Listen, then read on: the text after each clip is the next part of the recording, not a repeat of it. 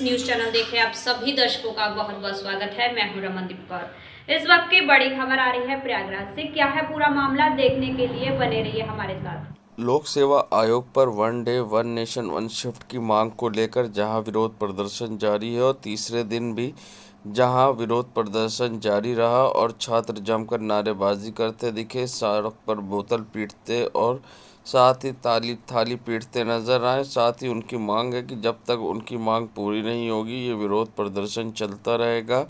जब तक उनकी बात सुनी नहीं जाएगी तब तक वे इसी तरह से विरोध प्रदर्शन करते रहेंगे। और साथ ही उन्होंने क्या कुछ कहा इस पूरे मामले पर, आइए आपको दिखाते हैं क्या कुछ कहना है छात्रों का, किस तरह से छात्रों में दिख रहा है आक्रोश। नॉर्मलाइजेशन क्या केस है? हम लोग one shift one day exam चाहते हैं। हमारी मांगे पूरी नहीं तब तक ये धरना चलता रहेगा, बार बार ये चलता रहेगा। बड़े नकल माफिया तो है, योगी ही है।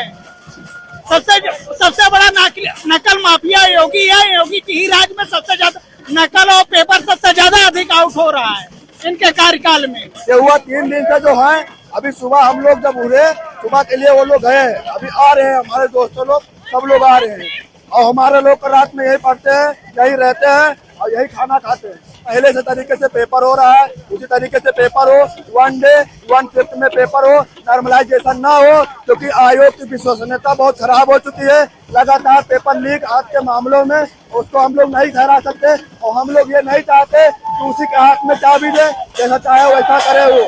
और ये जो रही बात थाली बजा कर प्रदर्शन करने की, तो इसके लिए हम ये कहना चाह रहे हैं कि थाली बजा के कोरोना भगाया जा सकता है तो नॉर्मलाइजेशन हटवा क्यों नहीं जा सकता। इसीलिए हम लोग थाली बजा के, पीपा बजा के, बोल के प्रदर्शन अपना कर रहे हैं।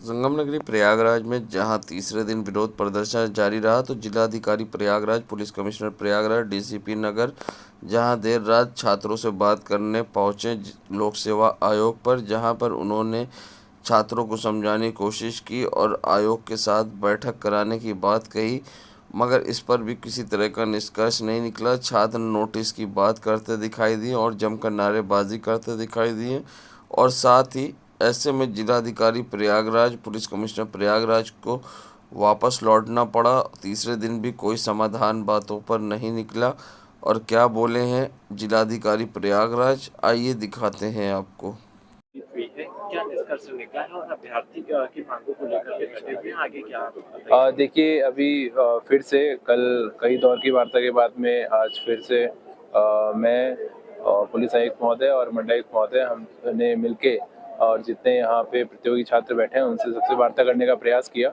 सभी लोगों को हमने ये कहा कि अपना प्रतिनिधि मंडल बनाएं और आयोग के प्रतिनिधि मंडल से हम उनकी वार्ता कराएंगे और ताकि उसका हल निकले।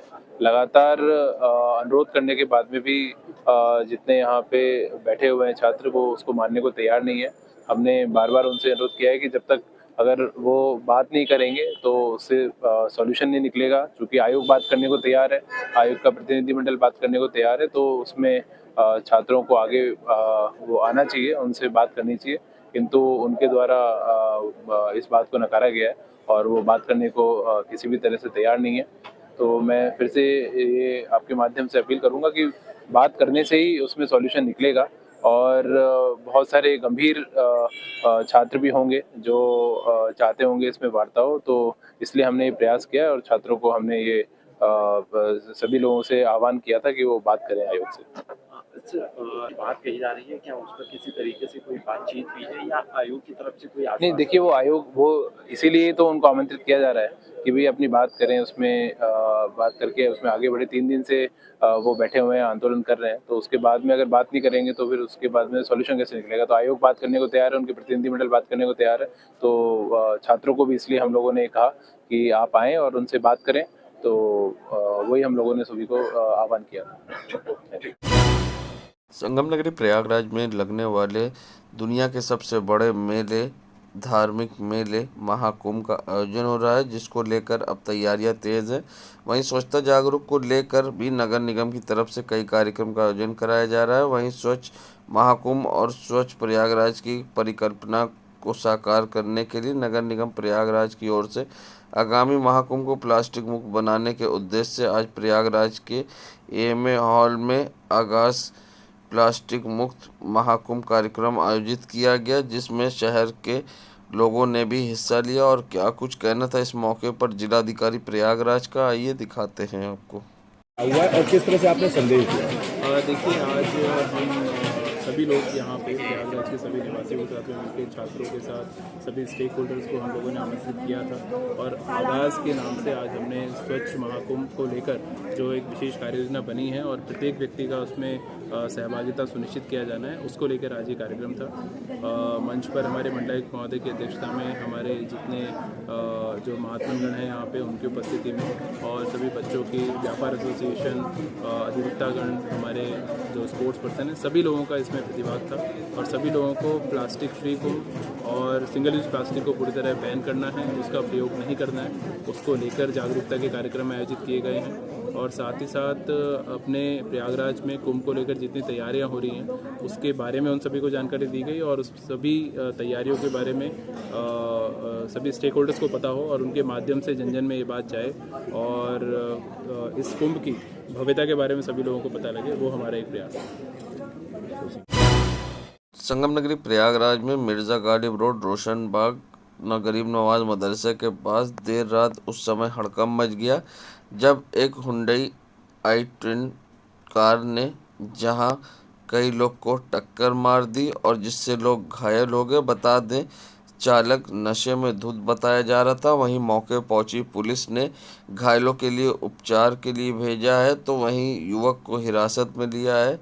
देर रात का मामला है। गरीब नवाज मदरसे के बाहर कार कई दीवारों से टकराते हुए कई लोगों को टक्कर मारा, जिससे कई लोग गंभीर रूप से घायल हो गए। मौके पर लोगों की भीड़ थी और तत्काल मौके पर पहुंची पुलिस ने मौके को संभालते हुए घायलों को उपचार के लिए भेजा, तो वहीं नशे में धुत कार चालक युवक को हिरासत में ले लिया है और साथ ही हिरासत में लेकर उसे थाने ले गई।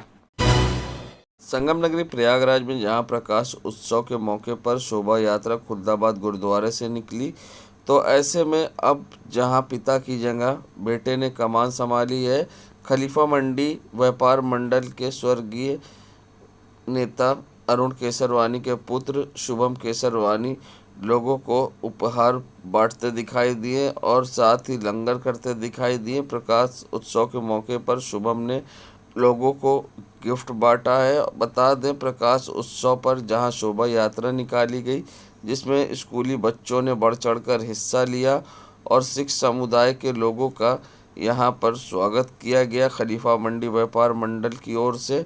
आपको बता दें, जहां शोभा यात्रा में छोटे स्कूली बच्चे भी शामिल थे और सभी लोग हाथों में झंडा लेकर प्रकाश उत्सव में शामिल हुए और एक कतार में चलते दिखाई दिए। देश दुनिया की खबरों के लिए world media times news channel को सब्सक्राइब करें।